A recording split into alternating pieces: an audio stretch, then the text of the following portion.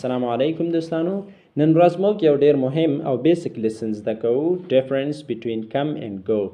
د گو او د کم ترمنځ توپیر په څه کې دی. که ته هم په دې فکر کې چې باید په کوم ځای کې کم ولګوې او په کوم ځای کې گو استعمال کړې، نو دا ویډیو تر اخره وګوره. هر څه به درته واضح شي او زده به کړې چې په کوم ځای کې کم استعمالیږي او په کوم ځای کې گو. لومړی دا زده کوو چې کم او گو څه شی دی، یعنی دا صفتونه دي، وربز دي که څه دي. کم او گو they are verbs of، او په پښتو کې معنا داسې ده چې کم او گو هغه فعلونه یا verbs دي چې د حرکت یعنی د تلو راتلو لپاره استعمالیږي. لومړی راځئ کم زده کوو چې په کوم ځای کې استعمالیږي. د کم معنا ده راځئ. مثلا موږ یو چاته وایو چې راځئ دلته راشئ، نو موږ کم استعمالوو. موږ کم هغه وخت استعمالوو کله چې حرکت د سپیکر یا ویونکي یا هیرر اوریدونکي طرف ته وي.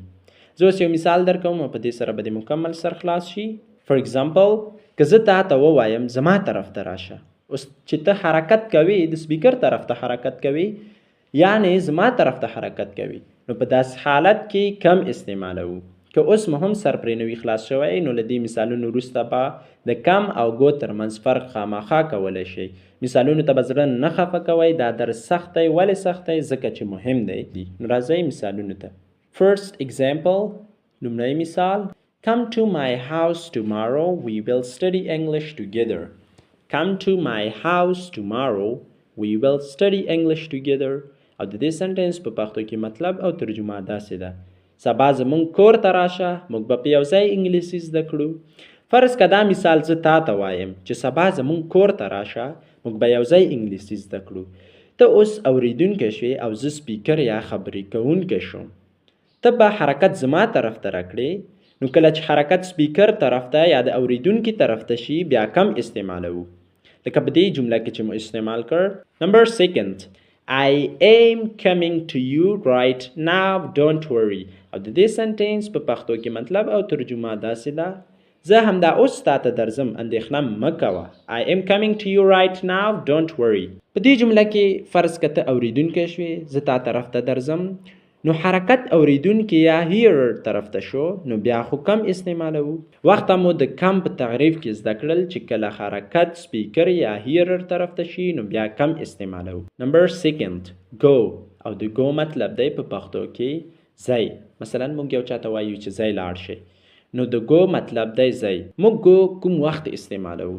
موږ گو هغه وخت استعمالوو کله چې حرکت بل ځای ته وي، نه د سپیکر طرف ته. په دې کې هم مثالونه درکوم تر څو ښه پرې پوه شئ. فرست ایگزامپل، I go to school every day to learn new things.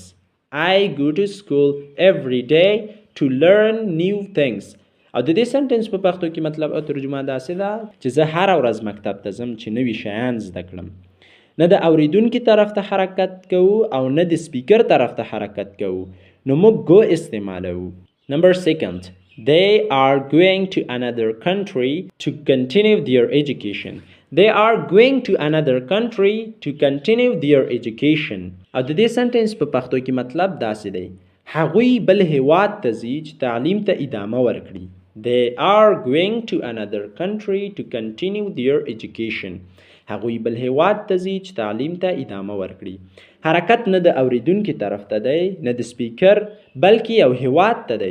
نو چې حرکت یو هیواد ته دی، یو بل ځای ته دی، نو موږ گو استعمالوو. نو اصلي فرق یې دا شو: کم زما طرف ته حرکت، گو بل ځای ته حرکت. ساده جمله یې داسې ده: کم هیر دلته راشه، گو دیر هلته لاړ شه. ډېره مهمه نکته ده، که ته چیرې هلته حرکت کوې نو گو، او که چیرې یو څوک درته راځي یا تا طرف ته حرکت راکوي نو بیا کم.